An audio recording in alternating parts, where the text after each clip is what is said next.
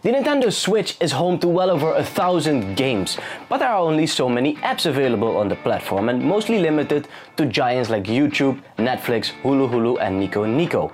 But with InkyPen Comics arriving on the scene, the landscape is slowly but surely starting to look a little different, and I was excited to check out this service for myself. And when the guys behind InkyPen enabled me to use their service for the purpose of this review, I tweeted out that this might very well be a killer app for the platform. And now, just about a month later, let's see how it has lived up to that hype. Don't forget to enter the Blue Rider giveaway down in the description below. And while you're at it, if you enjoy this content, be sure to hit that like button and find out what InkyPen Comics exclusive to the Nintendo Switch is all about.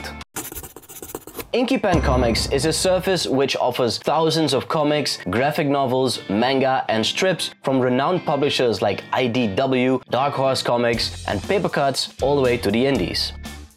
Right now the service is still in its infancy and it's mostly the manga section that is feeling a bit thin.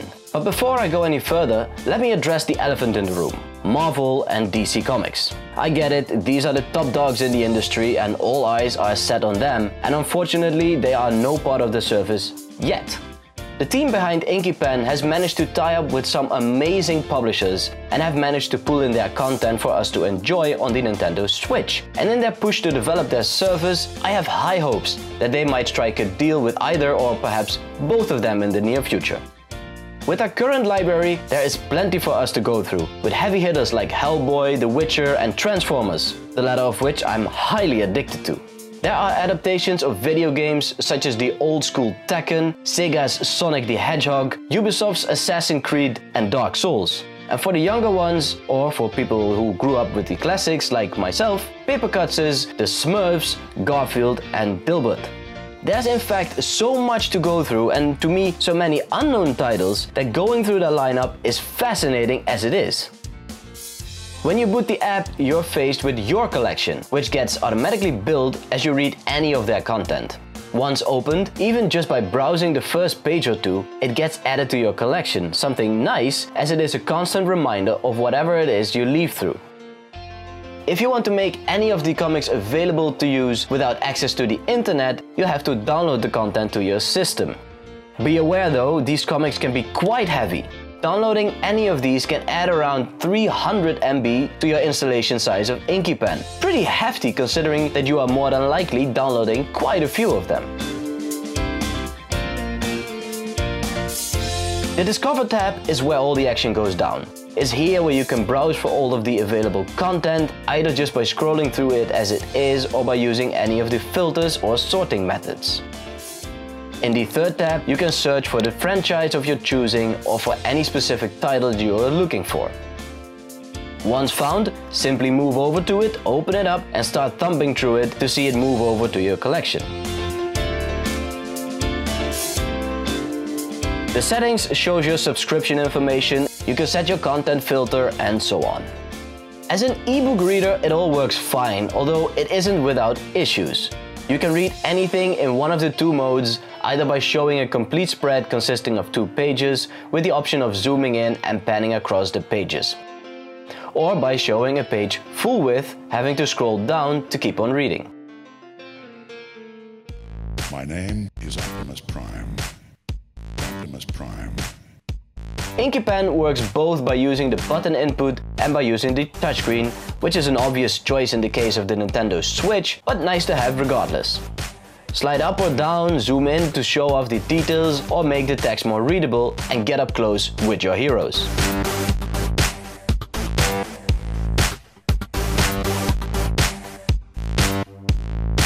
What is missing though is the option to display 2 consecutive pages in the spread mode.